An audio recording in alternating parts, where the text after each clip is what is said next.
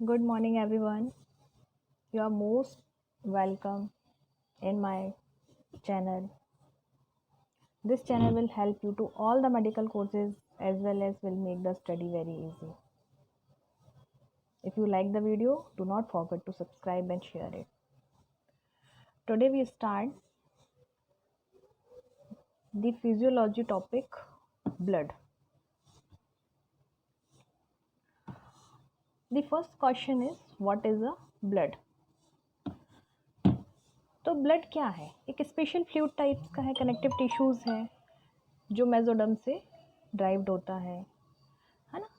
इसमें हम ब्लड की स्टडी में उसके फॉर्मिंग टिश्यूज़, उनके डिसऑर्डर्स, ये सब पढ़ेंगे।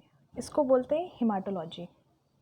हेमाटोलॉजी ये जो वर्ड है वो दो वर्ड से मिलके बना है, हीम एंड लोगस।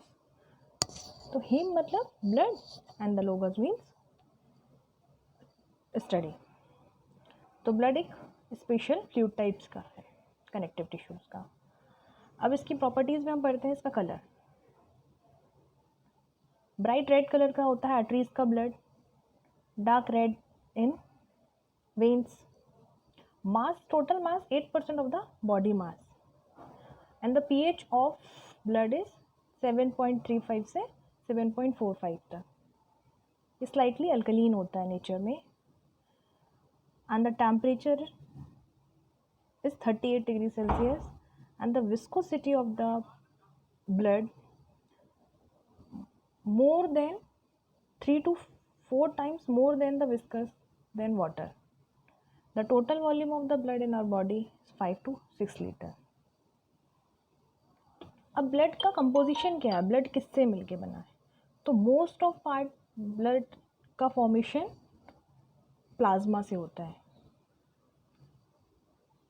अब इसके अंदर ब्लड के कंपोजिशंस में आरबीसीज होती हैं, रेड ब्लड सेल्स होती हैं, डब्ल्यूबीसीज होती हैं, वाइट ब्लड सेल्स होती हैं और प्लेटलेट्स होते हैं। अब इनको मेडिकल टर्मिनोलॉजी में पढ़ना है हमको। तो आरबीसीज को बोलते हैं एरिथ्रोसाइट्स, डब्ल्यूबीसीज को बोलते हैं ल्यूकोसाइट्स एंड थ्रोम्बोसाइट्स बोलते हैं प्लेटलेट्स को। ये एक डायग्राम में दिख रहा है कि फर्स्ट स्लाइड में क्या दिख रहा है? फर्स्ट टॉप में प्लाज्मा है 55%, सेकंड में वाइट ब्लड सेल्स हैं एंड प्लेटलेट्स हैं 4% और आरबीसीज हैं 41%। आरबीसीज के कारण ही ब्लड का कलर रेड शो होता है, क्योंकि डब्ल्यूबीसीज तो कलरलेस होती है ना। देन प्लाज्मा एक पेल येलो कलर का लिक्विड होता है ब्लड का, जो किस कलर का होता है? मेनली पेल येलो कलर का लिक्विड। और ये भी जितने भी सेलुलर एलिमेंट्स होते हैं ब्लड के सस्पेंशन के, उनको होल्ड करके रखता है। अब प्लाज्मा का जो कॉन्स्टिट्यूंट्स हैं, कंपोजिशंस हैं, तो प्लाज्मा में मोस्ट ऑफ पार्ट वाटर का होता है, दैट इज़ 91.4%। प्रोटीन होता है 7%। अब जो प्रोटीन्स हैं, तो मेन 3 टाइप्स के प्रोटीन्स हम इसमें पढ़ते हैं प्लाज्मा में, albumins, globulins and the fibrinogen. Solutes भी होते हैं अलग, बट मेनली यही होते हैं। इसमें वेस्ट प्रोडक्ट्स में क्या क्या हो जाएगा? Urea, uric acids, ammonia, creatinine. Nutritions में क्या आ जाएंगे? Glucose, amino acids, fatty acids, gases CO2, O2, electrolytes, ion, sodium, potassium etcetera. Function क्या है प्लाज्मा कॉन्स्टिट्यूएंट का? तो फंक्शन क्या है? ये वाटर एब्जॉर्ब करता है, ट्रांसपोर्ट और रिलीज़ करता है हीट को बॉडी से। अब जो प्लाज्मा 3 टाइप के प्रोटीन्स बताए थे, उनके डिफरेंट डिफरेंट वर्क्स हैं। जैसे जो एल्ब्यूमिन्स है वो ऑस्मोटिक बैलेंस को मेंटेन करता है, ग्लोब्यूलिन्स है जो फॉरेन पार्टिकल्स हैं उनके लिए डिफेंस मैकेनिज्म का काम करता है, फाइब्रिनोजेन है जो ब्लड क्लॉटिंग का एक्टिवेटर है, और इलेक्ट्रोलाइट्स जो हैं आयंस हैं, सोडियम, पोटेशियम, ये बफरिंग का काम करते हैं। अब सेकेंड कंपोजिशन में बताया रेड ब्लड सेल्स। तो जो आरबीसीज हैं, तो मेनली इनका स्ट्रक्चर कैसा है? तो इनका शेप्स कैसा है? बंडल जैसे होते हैं, ये बायोकेंकेव होते हैं, नॉन न्यूक्लिएटेड होते हैं। इनका साइज डायमीटर में ले तो 7 to 8 माइक्रोमीटर्स के होते हैं, थिकनेस इसकी 2.5 माइक्रोमीटर्स होती है, कलर इसका रेड होता है क्योंकि आरबीसीज हैं, रेड ब्लड सेल्स हैं, हीमोग्लोबिन का पिगमेंट है, दैट्स वाई ये रेड कलर के दिखते हैं। ये डिफरेंट्स होते हैं, एडल्ट्स में डिफरेंट होती है, मेल में डिफरेंट होते हैं, स्लाइटली डाउन होते हैं। जैसे एडल्ट में मेल का है 5.4 मिलियन आरबीसीज पर माइक्रोलीटर, एडल्ट फीमेल का है 4.8 मिलियन आरबीसीज पर माइक्रोलीटर। जो आरबीसीज का लाइफ स्पेन है वो 120 डेज़ का होता है। आफ्टर 120 डेज़ क्या होती है, आरबीसीज स्नेल होके फ्रैगल होके डिस्ट्रॉय हो जाती है। अब इसके लिए एक न्यू टर्म है एरिथ्रोपायोसिस। जो आरबीसीज का प्रोडक्शन है उसकी प्रोसेस को ही हम क्या बोलते हैं, नोन एज एरिथ्रोपायोसिस। अब एरिथ्रोपायोसिस प्रोडक्शन आरबीसीज का कहाँ होता है, एडल्ट्स होते हैं उसमें रेड बोन मैरो में लॉन्ग बोन्स जैसे hip bone, breast bone, ribs. Child जो अप टू 5 ईयर्स होते हैं उनका bone marrow of all the bones. Photos का लीवर और स्प्लीन में प्रोडक्शन होता है। अब कुछ पैथोलॉजिकल टर्म्स भी हैं कि अगर वो नॉर्मल है, एबनॉर्मल है, लाइक अगर आरबीसीज का नॉर्मल रेंज से इंक्रीज होती है नंबर ऑफ आरबीसीज तो दीज टर्म एज पॉलीसाइथीमिया है ना, पॉलीसाइथीमिया। अगर डिक्रीज हो जाएगा तो उसको एक टर्म से क्या बोलते हैं, एरिथ्रोपेनिया। मतलब इंक्रीज होना, डिक्रीज होना, बहुत पैथोलॉजिकल प्रॉब्लम्स हैं जिनको डिफरेंट नाम से ना जाना जाता है। तो एरिथ्रोपाइसिस बेसिस क्या है, प्रोडक्शन ऑफ आरबीसीज। आरबीसीज की जो प्रोडक्शन प्रोसेस है उसको हम एरिथ्रोपाइसिस बोलते हैं। आरबीसीज का जो नॉर्मल रेंज होता है वो मेंस में 4.7 से 6.1 मिलियन सेल्स पर माइक्रोलीटर्स होता है। वुमेन में स्लाइटली डाउन होता है 4.2 से 5.4 मिलियन। तो अगर इस नॉर्मल रेंज से 4.7 टू 6.1 मिलियन से डाउन है तो it is a decrease in the RBCs, तो this term is known as a erythropenia. If it is increase in this normal range it is called the polycythemia. Function of RBCs. RBCs हमारी body में क्या function perform करता है, सबसे most important function ये perform करता है कि ऑक्सीजन को लंग्स टू टिश्यू ले जाता है, ट्रांसपोर्टेशन का काम करता है। फिर जो CO2 है वो टिश्यूज टू लंग्स लेकर आता है।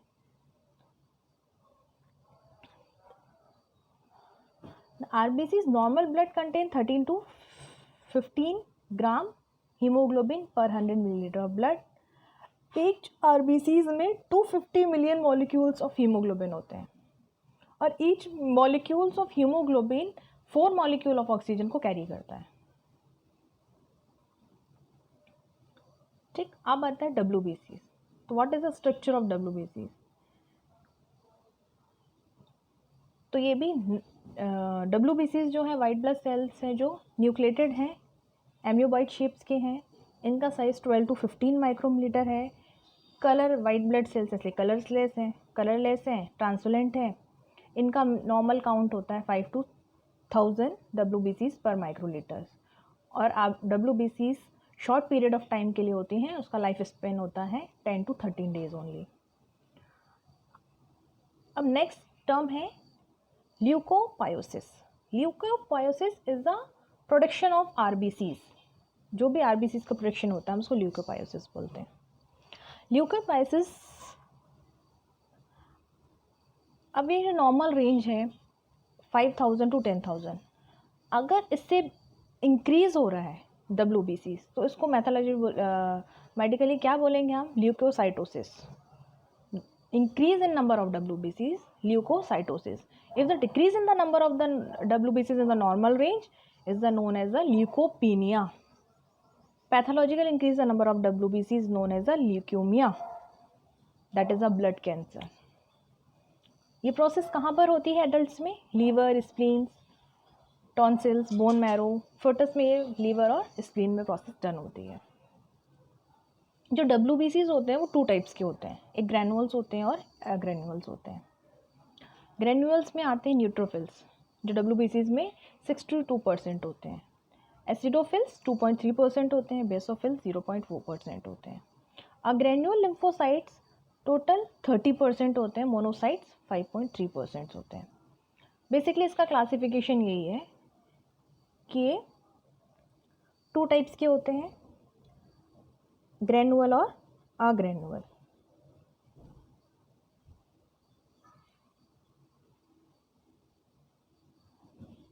जो मोनोसाइट्स होते हैं वो लॉन्गर लाइफ स्पेन्स के लिए होते हैं और ये हेल्प करते हैं ब्रेक डाउन द बैक्टीरिया। और जो लिम्फोसाइट्स होते हैं वो क्रिएट करते हैं हमारी बॉडी में antibodies to fight the against the foreign particles, viruses, harmful invaders. Neutrophils क्या होते हैं?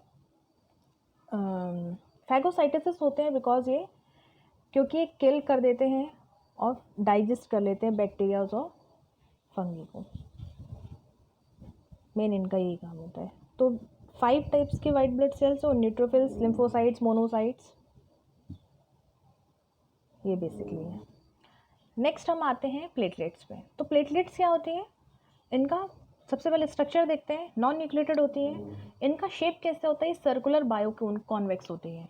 इनका शेप होता है सर्कुलर बायो कॉन्वेक्स। इनका साइज होता है 2.4 माइक्रोमीटर।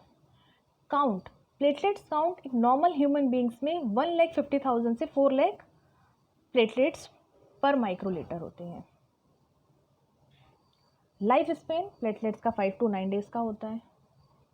ये भी थोड़े शॉर्ट पीरियड के लिए होती हैं। सबसे लार्जेस्ट पीरियड होता है RBCs का, दैट इज़ 120 डेज़। अब जो प्रोडक्शन ऑफ प्लेटलेट्स है इसकी, जो उसी को हम क्या बोलते हैं? थ्रोम्बोपायोसिस। क्या बोलते हैं? थ्रोम्बोपायोसिस। जो platelets are the fragment of the large cells called the megakaryocytes and that remain in the bone marrow. अब फिर वो सेम कंडीशन, अगर प्लेटलेट नॉर्मल रेंज से इंक्रीज है तो थ्रोम्बोसाइटोसिस, अगर डिक्रीज है तो थ्रोम्बोसाइटोपेनिया। और नॉर्मल रेंज कितनी है? 1,50,000 to 4 लाख। इंक्रीज है तो थ्रोम्बोसाइटोसिस और डिक्रीज है तो thrombocytopenia. The next most important, blood clotting. तो ब्लड क्लॉटिंग एक प्रोसेस है जिसमें अगर हमको कोई इंजरी हो जाती है तो थोड़ी देर तक ब्लड फ्लूइड करता है, बहता है, उसके बाद वो क्लॉट हो जाता है, जेली जैसा मास दिखने लगता है after few minutes and it is shed out हो जाता है। मतलब ब्लड की फ्लूइडिटी, जो बहने वाली क्षमता है, वो क्या हो गई? ख़त्म हो गई, तो ब्लड क्लॉट हो जाएगा।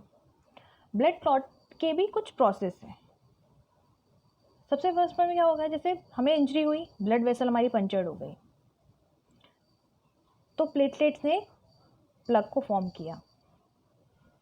Fibrin threads form and trap red blood cells. Then platelets and damage tissues cell release the prothrombin activator. जो भी डैमेज टिश्यूज हैं, प्लेटलेट्स हैं, वो क्या रिलीज करेंगी? Prothrombin activator. वो क्या करेंगे? इनिशिएट करेंगे, एंजाइमेटिक रिएक्शन देंगे और प्रोथ्रोम्बिन एक्टिवेटर कन्वर्ट हो जाएगा थ्रोम्बिन में। And thrombin soluble in the fibrinogen, calcium plus soluble insoluble fibrin में कन्वर्ट होके ये ब्लड क्लॉटिंग का फॉर्मेशन होगा। तो मेन क्या हुआ? स्टार्टिंग कहाँ से हुई? ब्लड क्लॉटिंग से। तो ब्लड क्लॉटिंग में जैसे हमारी सबसे पहले कोई ब्लड वेसल इंजरी के टाइम पे पंचर्ड हो गई, तो प्लेटलेट्स प्लग ने क्या किया?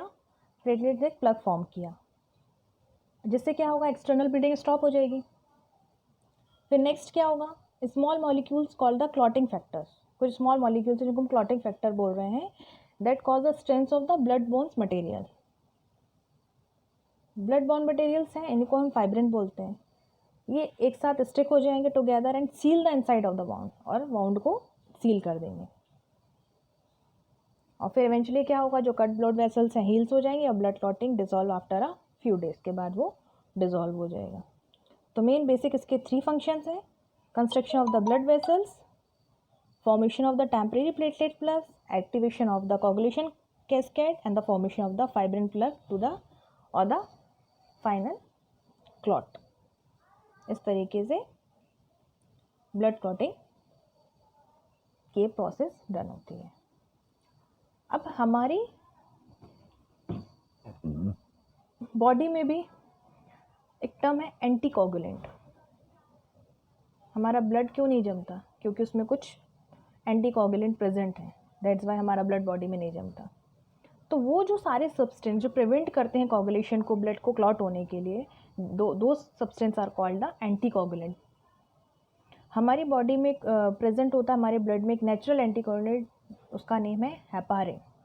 It is most important natural anticoagulant present on our blood. If the blood clots too easily, the result can be thrombosis. अगर ब्लड बहुत जल्दी ईजिली क्लॉट हो जाता है तो हमने इसको क्या बोला? Thrombosis.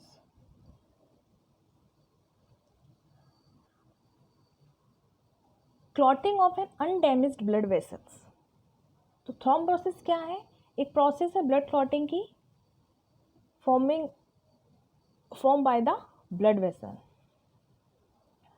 This clot can block or obstruct the blood flow in the affected area as well as cause a serious complication if the clot moves to the critical part of the circulatory system such as the brain or the lungs. तो thrombosis में क्या होता है? सबसे पहले to damage to the blood vessel, slowed blood flow and the thrombophilia of the blood itself more likely to clot. If the blood takes too long to clot, the hemorrhage can occur. Means if the blood अगर बहुत जल्दी clot हो जाता है तो इसका result होता है थ्रोम्बोसिस. मतलब अनडैमेज ब्लड वेसल्स में क्लॉटिंग. थ्रोम्बोसिस का मीनिंग क्या बोल रहा है वो? कि अगर किसी का ब्लड एक सीरियस मेडिकल कंडीशन से, थ्रोम्बोसिस क्या है? इसमें बोलते हैं कि जो लम्स हो जाते हैं, थिक ब्लड हो जाता है, फॉर्मिंग इन अ ट्यूब, या तो हार्ट में, ब्लड वेसल्स में. बहुत सारे कॉजेज़ भी होते हैं इसके. तो thrombosis is a serious medical problem condition. Fine. Here we conclude our topic blood.